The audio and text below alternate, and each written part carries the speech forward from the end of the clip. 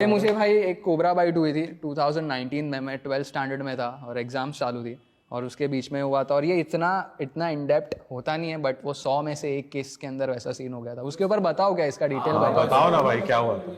हाँ, तो इसका सीन ऐसा था कि मेरी एग्जाम चालू थी, 12th में था मैं, 2018-19 की बात है, मैं अभी 21 ईयर्स का ही हूँ। तो मतलब वही शॉर्ट है, तीन आई गेस 4:30 वगैरह कुछ बज रहे थे रात के। और चेंबूर मतलब जो जहाँ पर मैं रहता हूँ वहाँ पर एक बहुत बड़ी स्लम है, उसके अंदर लाइट कट ऑफ था रात में।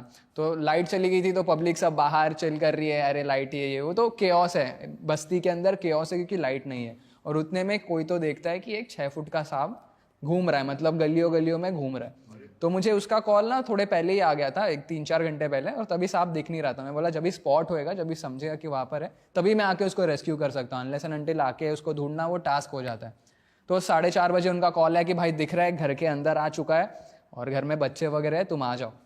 तो यूजुअली वॉलंटियर्स वगैरह साथ रहते हैं। मेरा दूसरे मतलब एक दिन का गैप था और परसों एग्जाम था, ऐसा सीन था। मैं बोला कि चलो पहुंच जाते हैं, मैं अपने एक्टिवा पे चलो पहुंच गया वहाँ पर।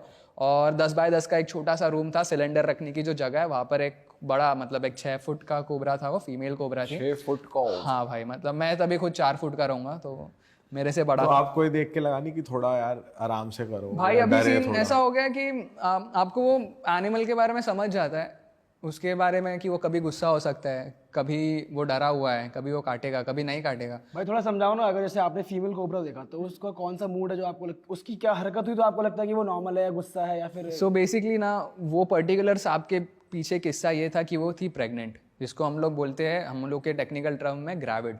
ठीक है, तो सांप जो है ना अंडे देने को एक ऐसी जगह ढूंढता है जहाँ पर वो शांति से, वहाँ पर कोई इंसान नहीं रहे या दूसरे एनिमल नहीं रहे, ऐसा वो जगह ढूंढ रही थी। मुंबई में ऐसी जगह मिलना बहुत ज़्यादा मुश्किल है, मतलब इंसानों को रहने को जगह नहीं है, ये लोग जगह किधर थे। ये मैं थोड़ा फोल्ड रहेंगे। नहीं बिल्कुल बिल्कुल चलेगी हाँ हाँ, वो निकल जाता है। अरे भाई। तो बस वैसे ही था, वो एक सिलेंडर के कॉर्नर के अंदर वो जगह ढूंढ ली। और वो कैसे जब तक एरिया के अंदर घूम रहा था, इंसानों ने उसको फुल पत्थर मारो, लकड़ी ये करो, भगाओ, मस्ती कर रहे थे उसके साथ, और वो छुप गया।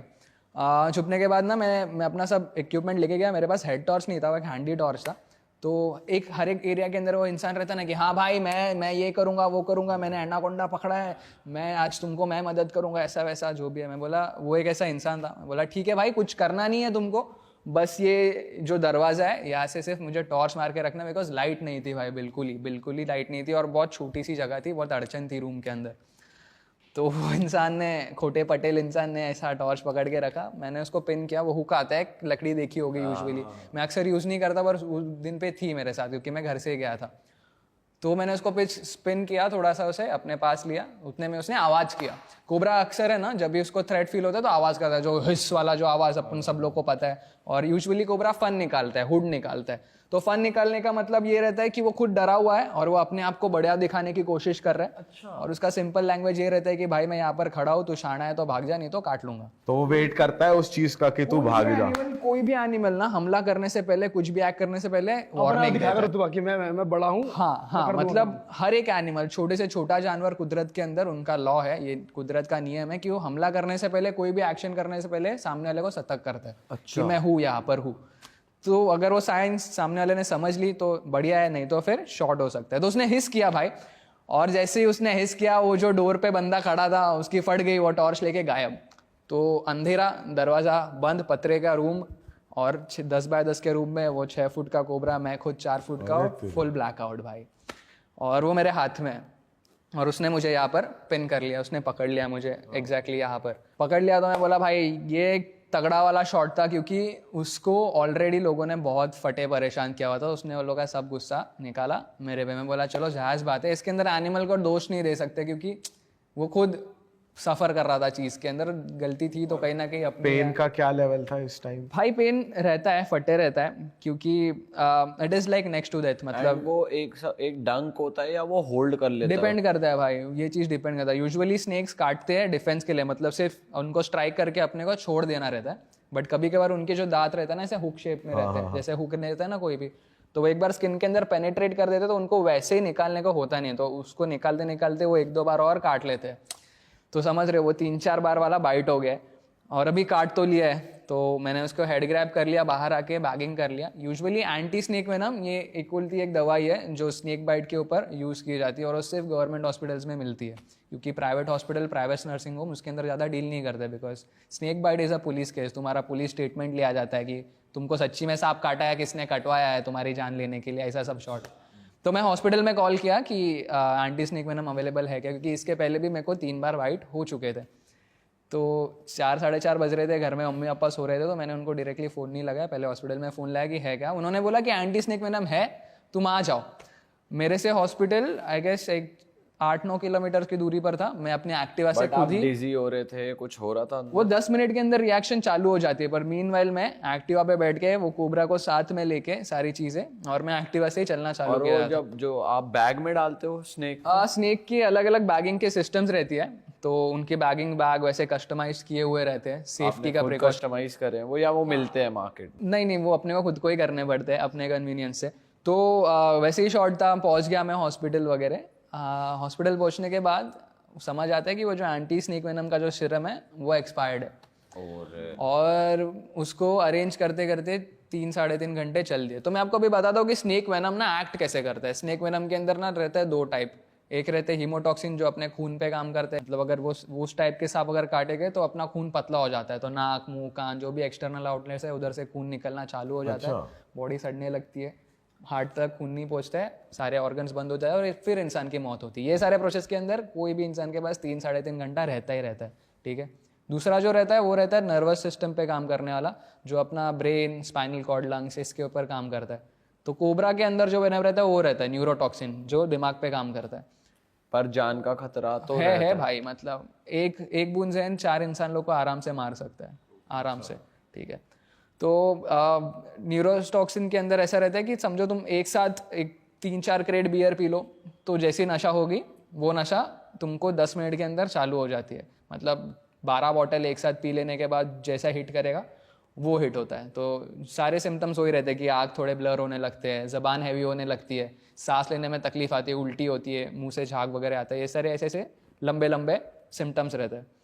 तो ये सब सिम्टम्स मुझे गाड़ी पे, एक्टिवा पे आना चालू हो गए थे। मेरा हाथ स्वेल होना चालू हो गया है, मुझे दिखना कम हो रहा है, मेरे को समझ रहा है कि मेरी ज़बान हैवी हो रही है, मैं बोल नहीं पा रहा हूँ चीज़। और आप अकेले हो? कोई मैं अकेला हूँ भाई, अकेला ही एक्टिवा पे जा रहा हूँ, क्योंकि सीन ऐसा है कि मैं 20 मिनट के अंदर पहुँच तो गया था हॉस्पिटल के अंदर, भगा भगा के, रात का समय था तो, बट उधर पहुँचने के बाद एंटी स्नेक वेनम था नहीं। यूजुअली वो हम लोग के साथ रहता है, पर वो टाइम पे सीन ऐसा था कि 1 महीने पहले एक को बाइट हो गई थी मेरे आसपास में, तो मैंने उनके पास वो दे दिए थे और वो रिफिल होके वापस आए नहीं थे मेरे पास।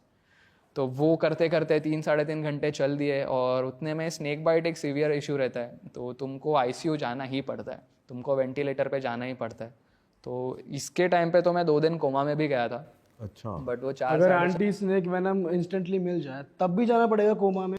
डिपेंड करता है भाइयों कि कितने इफेक्ट वाला वेनम, कितना जोर से बाइट है, कितना वेनम इंजेक्ट किया है। कभी कभार सांप का जो जहर रहता है ना, उसके लिए वो बहुत कीमती रहता है, तो वो उसको बहुत सोच समझ के यूज़ करता है। उसको पता रहता है कि कौन से जानवर पे कितना यूज़ करना है, ठीक है। तो जितना बड़ा सांप रहता है उतनी उसको अकल रहती है कितना जहर डालना है। जितना छोटा सांप रहता है ना, उसको वो जो ग्लैंड रहता है, जो मसल रहता है, जो थैली रहती है जिसके अंदर वेनम रहता है, उसके ऊपर कंट्रोल नहीं आया रहता है। तो अक्सर लोग कहते हैं ना कि छोटा सांप मतलब ज़्यादा जहरीला, तो मेन रीज़न यही है कि उसको वो कंट्रोल नहीं है, तो वो जितना जहर है सब डाल देता है और फिर वो चांसेस ख़त्म हो जाते हैं। बट ये वाले केस के अंदर इसने मुझे बहुत तगड़ा अच्छा खासा बाइट दिया था।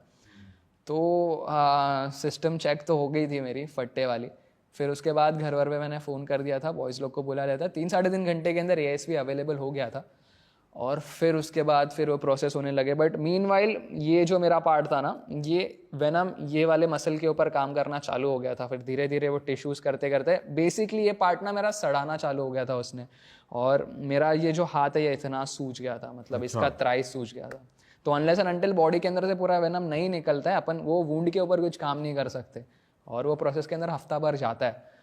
पर हफ्ते भर के बाद जब भी देखा तो मुझे ये कुछ फील ही नहीं हो रहा था। फिर वो इतना मुझे डॉक्टर से कट कराना पड़ा, और फिर इसके ऊपर ये स्किन ग्राफ्ट करनी पड़ी मेरी थाई से निकाल के वगैरह। तो मतलब कहने की बात यही है कि accidents are part of life. Accident होना है, मतलब एक अच्छा स्विमर कभी ना कभी तो मतलब तैरते तैरते डूब जाएगा, कभी कभी कोई बाइक स्टंटर है, प्रोफेशनल स्टंटर है, वो गिरेगा।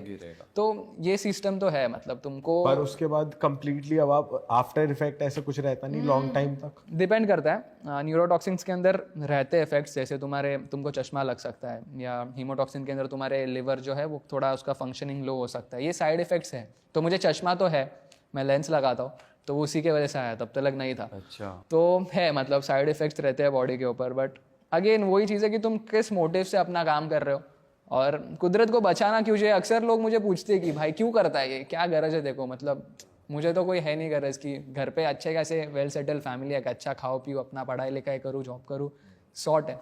बट बचपन से ना वो एक जो चीज़ है ना कि लोगों के अंदर है ना बहुत डर है सब चीज़ को लेके, और मुझे नहीं चाहिए कि जो एनिमल्स मैं आज के तारीख में देख रहा हूँ 10 साल बाद लोग उनको सिर्फ किताबों में देखें।